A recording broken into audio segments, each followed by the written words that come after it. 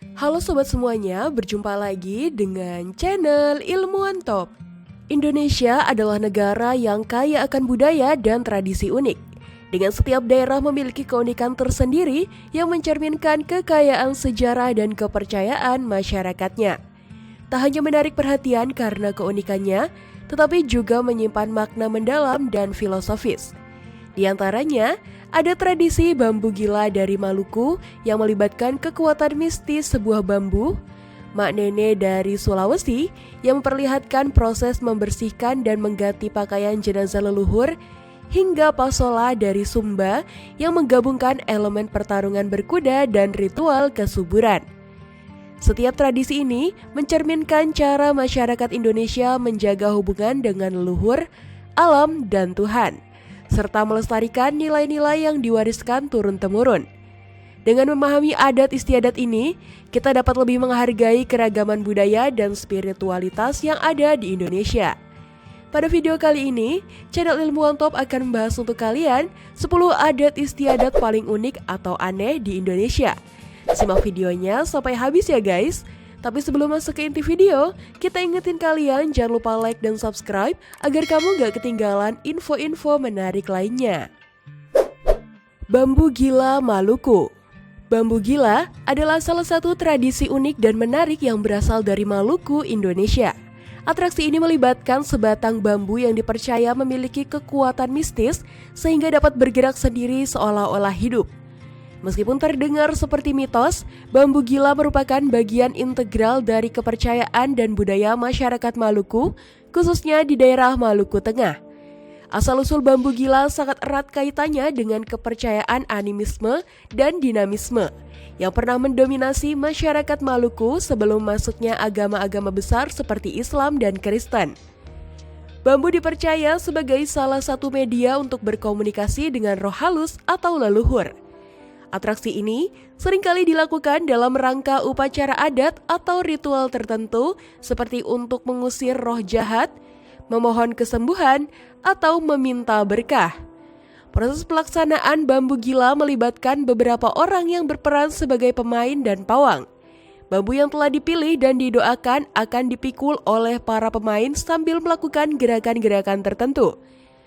Pawang akan membacakan mantra-mantra khusus untuk mengaktifkan kekuatan mistis bambu tersebut.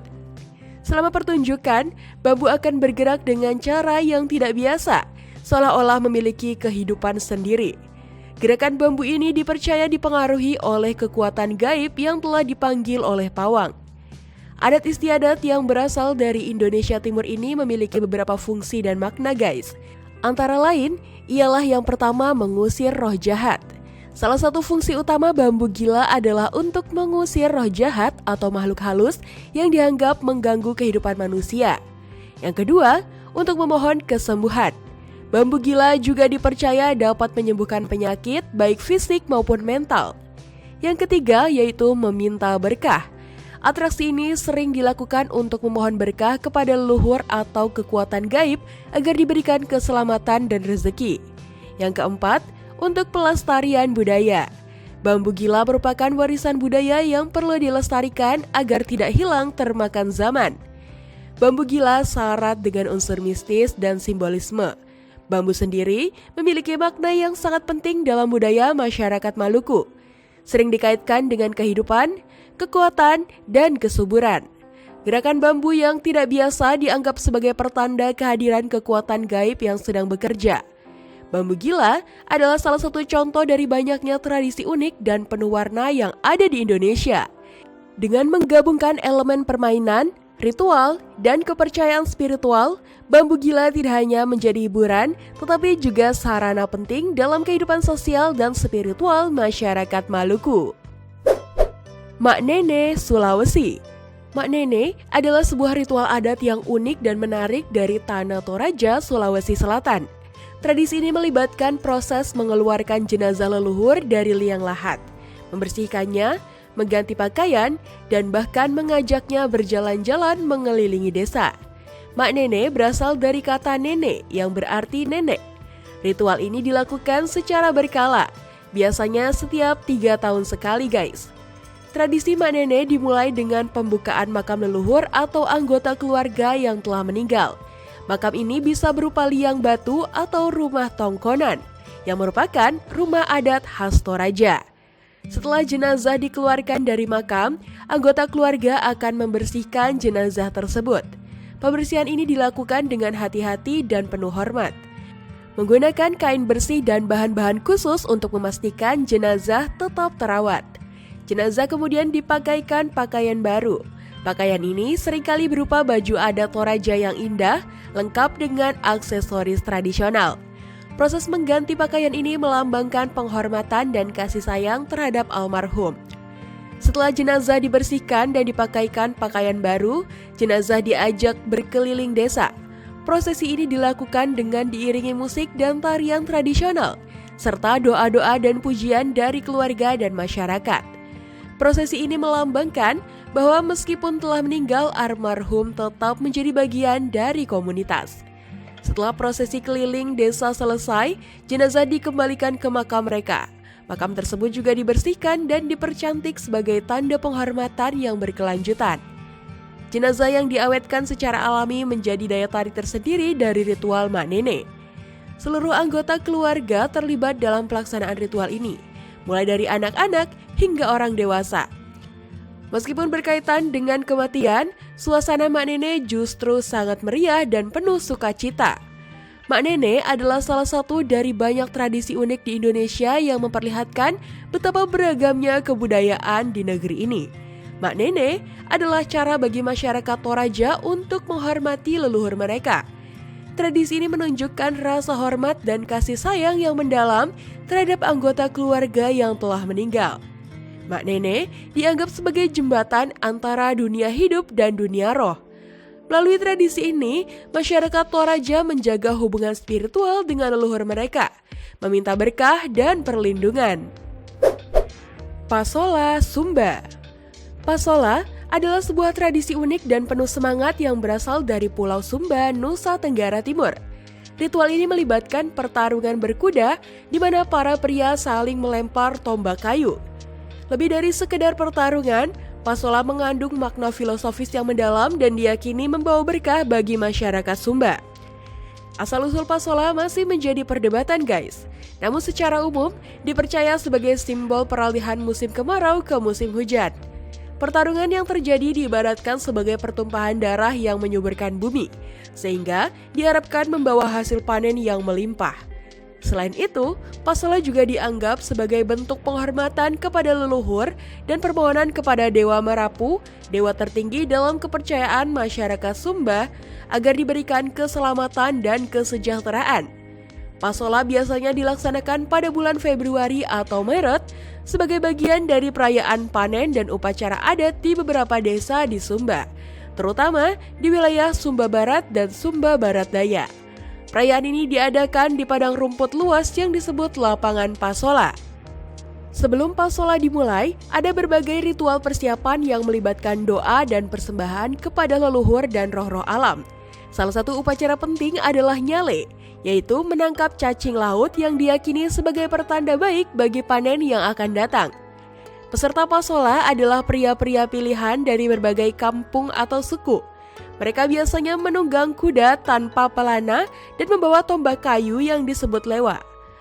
Tombak ini tidak tajam, tetapi tetap bisa menyebabkan cedera serius jika dilempar dengan kekuatan. Pertarungan dimulai dengan dua kelompok pria berkuda yang saling berhadapan. Mereka akan saling melempar tombak kayu satu sama lain sambil menunggang kuda dengan cepat. Meskipun ada risiko cedera, peserta Pasola menunjukkan keberanian dan keterampilan mereka dalam berkuda dan melempar tombak. Dalam tradisi Pasola, darah yang tumpah di medan pertarungan dianggap sebagai persembahan yang akan menyuburkan tanah dan memberikan keberuntungan bagi hasil panen. Oleh karena itu, meskipun ada bahaya, pertarungan ini dilihat sebagai bagian penting dari ritual kesuburan. Pasola adalah ritual kesuburan yang bertujuan untuk memastikan keberhasilan panen. Darah yang tumpah dalam pertarungan diyakini akan menyuburkan tanah dan membawa hasil panen yang melimpah. Pasola juga merupakan cara untuk menghormati leluhur dan roh-roh alam. Melalui pertarungan ini, masyarakat Sumba menunjukkan rasa hormat dan memohon perlindungan serta berkah dari leluhur mereka. Meskipun merupakan pertarungan, pasalnya menciptakan rasa kebersamaan dan solidaritas di antara peserta dan penonton. Kebo-keboan Banyuwangi.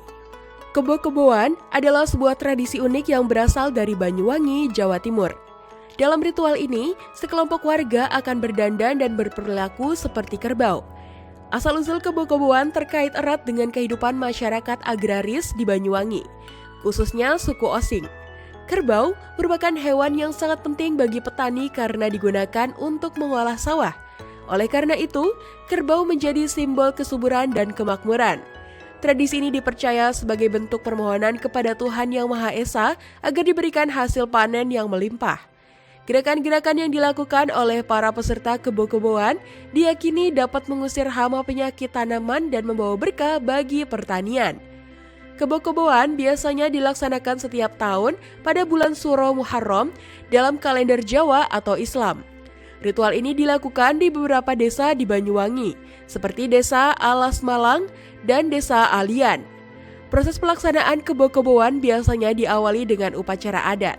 Setelah itu, para peserta akan mengenakan kostum yang menyerupai kerbau lengkap dengan tanduk dan bulu.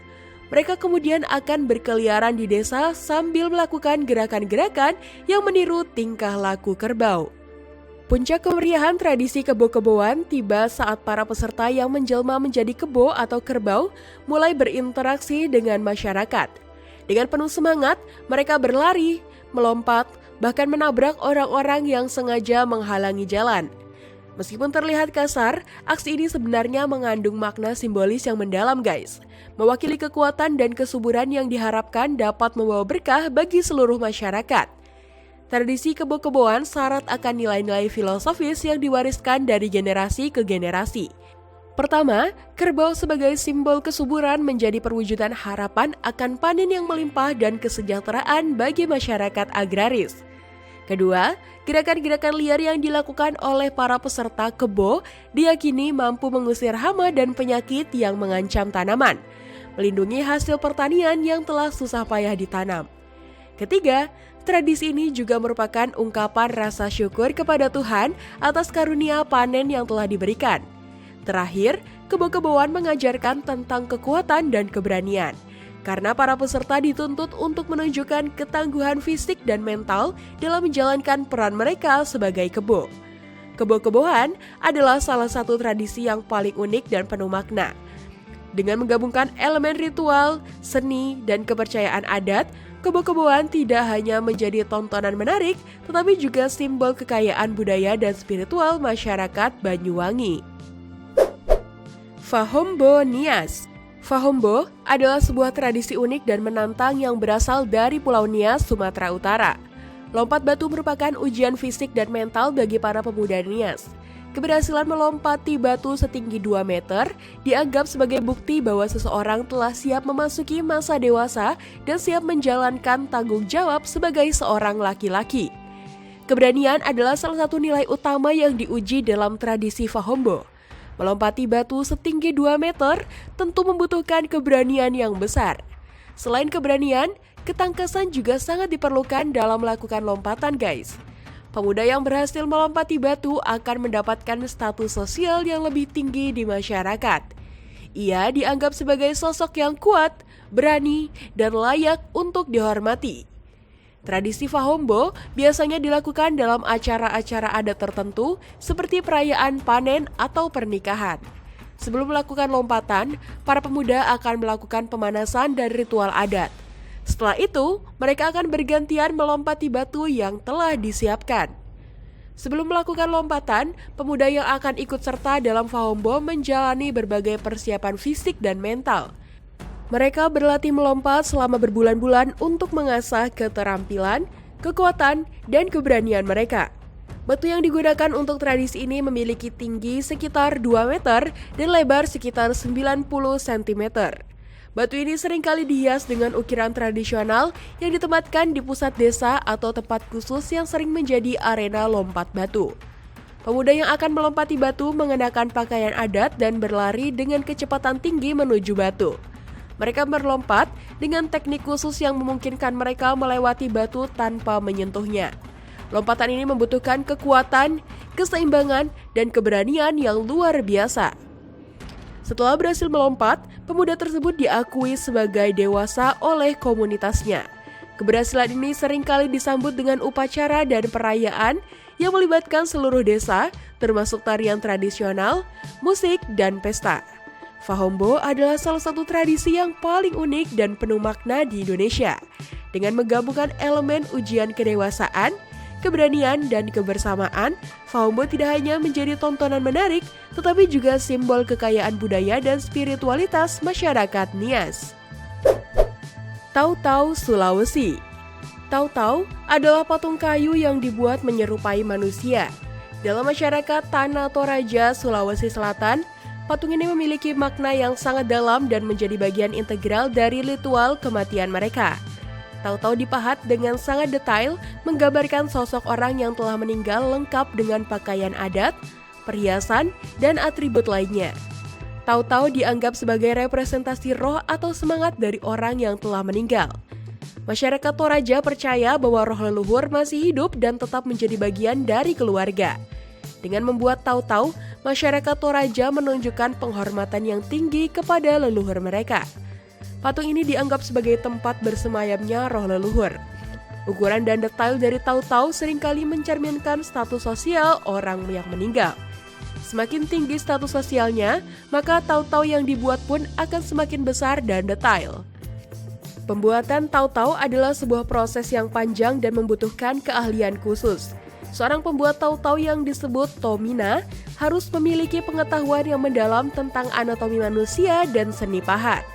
Proses pembuatannya meliputi yang pertama pemilihan kayu. Biasanya digunakan kayu nangka atau kayu ulin, karena dianggap memiliki kualitas yang baik dan tahan lama. Yang kedua, pembuat tautau akan membuat model patung berdasarkan foto atau deskripsi dari orang yang telah meninggal. Yang ketiga, yaitu proses pemahatan. Dilakukan dengan sangat hati-hati dan detail. Setiap bagian tubuh, wajah, hingga pakaian akan diukir dengan sangat presisi. Keempat, setelah selesai diukir, tautau akan dicat dengan warna-warna cerah untuk memberikan kesan yang hidup. Tautau memiliki peran yang sangat penting dalam ritual kematian masyarakat Toraja yang disebut Rambu Solo. Dalam ritual ini, tautau akan ditempatkan di dekat makam bersama dengan kerbau korban dan harta benda lainnya sebagai persembahan untuk leluhur. Metatah Bali. Metatah, atau yang juga dikenal sebagai Mepandes atau Mesangi, adalah upacara keagamaan yang sangat penting dalam masyarakat Hindu Bali. Ritual ini merupakan tanda peralihan seseorang dari masa kanak-kanak menuju kedewasaan. Inti dari upacara metatah adalah mengikir gigi bagian atas, baik gigi taring maupun gigi seri. Metatah diyakini sebagai cara untuk mensucikan diri dari sifat-sifat buruk yang melekat pada manusia, seperti raga, loka, kama, loba, moha. Keenam sifat buruk ini melambangkan nafsu, hawa nafsu, cinta duniawi, keserakahan, dan kebodohan. Dengan mengikir gigi, diharapkan sifat-sifat buruk ini dapat dihilangkan. Metatah menandai peralihan status seseorang dari anak-anak menjadi dewasa. Setelah menjalani upacara ini, seseorang diharapkan dapat lebih bertanggung jawab dan bijaksana dalam menjalani hidup. Melalui metatah, diharapkan seseorang dapat mencapai keseimbangan antara dunia fisik dan spiritual. Metatah biasanya dilakukan bersamaan dengan upacara keagamaan lainnya, seperti ngaben, pernikahan, dan ngeresi. Upacara metatah ini biasanya dilakukan pada pagi hari setelah matahari terbit. Prosesinya melibatkan beberapa tahapan. Sebelum prosesi dimulai, peserta metatah akan dimandikan dan disucikan. Gigi bagian atas yang telah ditentukan akan dikikis menggunakan alat khusus. Proses ini dilakukan oleh seorang pemangku. Setelah gigi dikikis, peserta akan mencicipi 6 rasa yaitu pahit, asam, manis, asin, pedas, dan tawar. Ini melambangkan bahwa dalam kehidupan, manusia akan merasakan berbagai macam rasa. Upacara ditutup dengan doa dan persembahan kepada para dewa. Metatah adalah salah satu tradisi yang paling penting dan penuh makna dalam kehidupan masyarakat Hindu Bali. Dengan menggabungkan elemen spiritual, budaya, dan sosial, metatah tidak hanya menjadi ritual peralihan kedewasaan, tetapi juga simbol penghormatan terhadap nilai-nilai dan warisan budaya Bali. Perang Topat Lombok. Perang Topat adalah sebuah tradisi unik yang berasal dari Pulau Lombok, Nusa Tenggara Barat. Tradisi ini melibatkan pertarungan yang tidak biasa, yaitu saling melempar ketupat antara umat Hindu dan Muslim. Namun jangan salah sangka ya guys, perang dalam konteks ini bukanlah permusuhan, melainkan sebuah bentuk ekspresi kebersamaan dan toleransi antar umat beragama. Tradisi Perang Topat diperkirakan sudah ada sejak abad ke-16. Awalnya, tradisi ini muncul sebagai bentuk syukur atas hasil panen yang melimpah. Namun seiring berjalannya waktu, Perang Topat menjadi simbol toleransi dan kerukunan antar umat beragama di Lombok. Perang Topat biasanya diadakan di Pura Lingsar, Lombok pada bulan purnama ke-7 dalam penanggalan Sasak. Sebelum Perang Topat dimulai, umat Hindu dan Muslim melakukan persiapan dengan membawa ketupat atau nasi yang dibungkus dengan menggunakan daun kelapa dan berbagai persembahan lainnya. Umat Hindu mempersiapkan sesajen dan persembahan untuk dewa-dewa mereka, sementara umat Muslim juga menyiapkan doa dan persembahan. Setelah itu, dalam suasana yang penuh keceriaan dan kebersamaan, kedua kelompok saling melempar ketupat satu sama lain.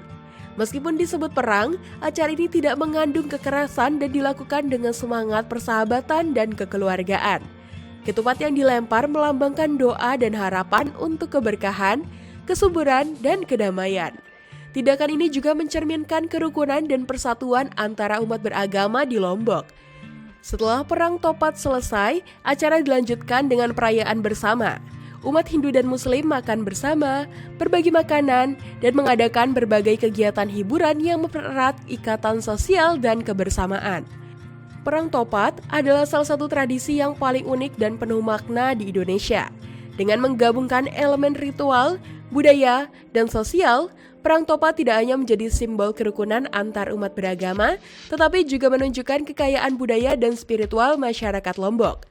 Tradisi ini mengajarkan bahwa perbedaan agama dapat menjadi kekuatan untuk menciptakan perdamaian dan keharmonisan, memastikan keberlangsungan warisan budaya yang kaya dan harmonis di tengah perubahan zaman. Nyobeng, Kalimantan. Ritual membersihkan tengkorak musuh yang diperoleh dari tradisi mengayau atau berburu kepala di masa lalu. Nyobeng adalah sebuah ritual adat yang unik dan penuh makna yang berasal dari suku Dayak Bidayuh, khususnya yang berada di wilayah Bengkayang, Kalimantan Barat. Ritual ini merupakan pembersihan tengkorak manusia yang diperoleh dari praktik mengayau, berburu kepala yang dilakukan oleh nenek moyang mereka di masa lalu. Mengayau adalah tradisi berburu kepala manusia yang dilakukan oleh suku Dayak di masa lalu. Tindakan ini dipercaya sebagai cara untuk memperoleh kekuatan spiritual, melindungi desa, dan menunjukkan keberanian serta status sosial seorang prajurit. Tengkorak-tengkorak yang didapat dari tradisi mengayau disimpan sebagai benda sakral yang memiliki nilai spiritual tinggi. Nyobeng biasanya dilakukan pada waktu-waktu tertentu, seperti saat upacara adat besar atau perayaan tertentu. Lokasi pelaksanaan ritual ini biasanya di rumah adat atau tempat suci yang memiliki kaitan sejarah dengan tradisi mengayau. Sebelum ritual nyobeng dimulai, para tetua adat dan tokoh masyarakat melakukan berbagai persiapan, termasuk membersihkan dan menyiapkan tengkorak-tengkorak yang akan dibersihkan. Mereka juga menyiapkan berbagai persembahan seperti makanan, minuman, dan barang-barang ritual lainnya. Nyobeng dimulai dengan doa dan ritual pembuka yang dipimpin oleh tetua adat atau dukun. Mereka memohon restu dan berkah dari roh-roh leluhur, serta meminta perlindungan selama pelaksanaan ritual. Proses nyobeng dilakukan dengan sangat khusyuk dan melibatkan berbagai tahap, antara lain dengan pengambilan tengkorak, pembersihan, doa dan mantra, serta upacara penutup dengan melakukan dengan persembahan sesaji dan tarian adat. Nyobeng adalah bentuk penghormatan kepada leluhur dan arwah musuh yang telah memberikan kekuatan spiritual dan perlindungan bagi komunitas Dayak. Melalui ritual ini, masyarakat Dayak menjaga hubungan baik dengan dunia roh dan memohon berkah serta perlindungan. Debus, Banten. Debus adalah kesenian bela diri tradisional yang berasal dari Provinsi Banten, Indonesia. Kesenian ini dikenal unik karena menampilkan atraksi-atraksi yang terkesan ekstrim, seperti menusuk tubuh dengan benda tajam, menelan pecahan kaca, atau bahkan berjalan di atas bara api. Namun para pelaku debus ini seolah-olah kebal terhadap luka dan tetap terlihat baik-baik saja. Debus berasal dari Banten dan memiliki sejarah yang panjang guys, terkait dengan penyebaran agama Islam di wilayah tersebut. Seni bela diri ini awalnya dilakukan sebagai sarana dakwah oleh para ulama dan pejuang untuk menunjukkan kekuatan spiritual dan keimanan mereka. Debus juga digunakan sebagai latihan fisik dan mental untuk para prajurit dalam melawan penjajah kolonial. Para praktisi debus yang disebut pendekar menjalani pelatihan intensif yang melibatkan latihan fisik, mental, dan spiritual. Latihan ini termasuk meditasi, doa, dan penguasaan teknik pernapasan yang dianggap mampu meningkatkan kekuatan batin dan daya tahan tubuh. Selain itu, mereka juga mengamalkan ajaran-ajaran agama dan menjaga pola hidup yang disiplin. Pertunjukan debus biasanya dilakukan dalam rangkaian upacara adat, festival, atau acara-acara khusus lainnya. Sebelum pertunjukan dimulai, pendekar debus melakukan doa dan ritual membuka untuk memohon perlindungan dan berkah dari Tuhan. Mereka juga meminta izin kepada roh leluhur dan penguasa alam gaib untuk melaksanakan pertunjukan tersebut. Para pendekar kemudian mulai melakukan atraksi melukai diri sendiri, seperti menusuk tubuh dengan pisau, parang, atau benda tajam lainnya, memakan pecahan kaca atau benda-benda keras, menahan pukulan benda tumpul, dan atraksi lainnya yang menantang logika dan fisika. Meskipun tampak berbahaya, para pendekar debus tidak mengalami luka atau cedera yang berarti. Setelah pertunjukan selesai, dilakukan doa penutup dan syukuran untuk mengucapkan terima kasih atas perlindungan dan keselamatan selama pertunjukan. Masyarakat yang menyaksikan juga memberikan penghormatan dan apresiasi kepada para pendekar. Debus menunjukkan kekuatan spiritual dan keimanan para praktisinya. Atraksi melukai diri yang tidak meninggalkan luka atau cedera dianggap sebagai bukti kekuatan batin dan perlindungan ilahi yang dimiliki oleh para pendekar. Pertunjukan debus tidak hanya menghibur, tetapi juga mengedukasi masyarakat tentang kekayaan budaya dan spiritual yang dimiliki oleh masyarakat Banten. Melalui pertunjukan ini, masyarakat dapat belajar tentang nilai-nilai keberanian, keimanan, dan kekuatan batin.